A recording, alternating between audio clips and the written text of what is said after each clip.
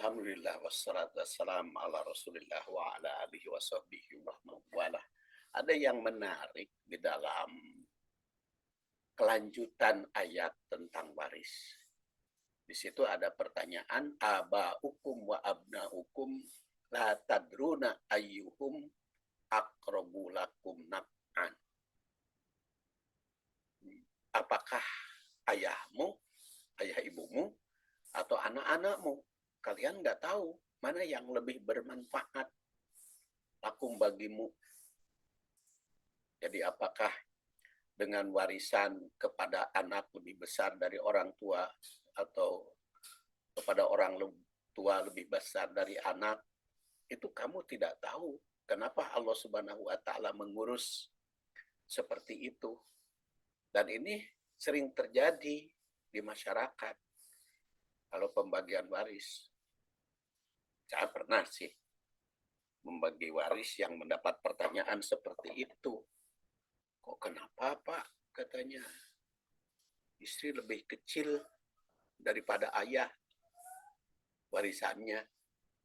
Pertanyaan semacam itu kan saya jawab dengan balik bertanya. Ibu menikah dengan bapak ketika bapak umur berapa? 25 katanya. Sekarang ibu dengan bapak rumah tangga berapa? 20 tahun. Ibu yang ngurus 20 tahun. Kalau bapak dari bayi sampai umur 25, siapa yang ngurus? Ya, dan ibu baru dia. Si ibu itu, oh iya ya, saya mah diberi nafkah katanya oleh suami. Ngurus suami itu. Kalau ayah ibunya kan justru dia yang mengeluarkan nafkah. Kadang-kadang dengan pertanyaan aja itu semakin bikin kesadaran ya bagi kita. Jadi penggalan ayat ini berfungsi penegasan bahwa manusia itu tidak akan sama pendapatnya tentang siapa yang berhak menerima warisan lebih besar. Apakah orang tua ataukah anak. Manusia tidak tahu hakikatnya mana yang paling tepat mendapat bagian lebih besar. Tidak akan tahu juga mana yang paling bermanfaat dari warisan itu. Baik ditinjau dari sudut kehidupan duniawi maupun kehidupan ukhrawi. Oleh karena itu tidak sepatutnya menolak apa yang ditetapkan Allah. Manusia tidak perlu mempertimbangkan dengan akal pikiran, perasaan atau lainnya dalam membagi waris. Nah, membagi waris bukan urusan perasaan, bukan urusan hak asasi, tapi itu hak aturan Allah bagi waris itu. Oleh karena itu taatilah apa yang telah ditetapkan dengan istilah wasiat. Al-Alusi itu yang wafat 1270 Hijriah berpandangan bahwa dengan ayat ini manusia tidak sepatutnya mempertanyakan hukum Allah tentang warisan. Mengapa yang satu lebih besar dari yang lainnya? Atau mengapa ada yang lebih kecil? Mengapa mendapat 2 kali lipat? Mengapa? Nah, perlu itu ditanyakan, kata Al-Alusi dalam kitabnya Ruhul Ma'ani ya, juz 4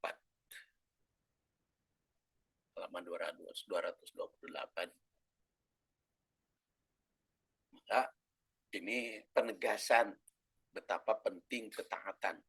Kemudian ditentukan juga oleh Allah, faridotan min Allah, ini ketentuan Allah. Jadi kalimat ini dipahami secara mandiri, makna faradallahu dzalika fardon, karena yusikumullah itu, atau ya'murukumullah ayatudu alaikum. Ini dikemukakan oleh Jamaluddin Al-Qasimi yang lahir 1283 wafat 1332 Hijriah dalam kitabnya Mahasinut Ta'wil atau Tafsir Al-Qasimi juz 5 halaman 56. Dan ayat ini juga ditegaskan dengan asma Allah, innallaha kana aliman hakimah. Sesungguhnya Allah itu maha mengetahui lagi maha bijaksana. Allah lebih mengetahui tentang makhluknya dan maha bijaksana atas segala keputusannya. Oleh karena itu, aturan ini merupakan bukti keadilan dan kebijaksanaan yang Allah Subhanahu wa taala tetapkan, itu pasti membawa kemaslahatan seluruh umat. Itu bisa kita lihat juga komentar Jalaluddin Suyuti dan Al-Mahalli juz 1 halaman 100 ya.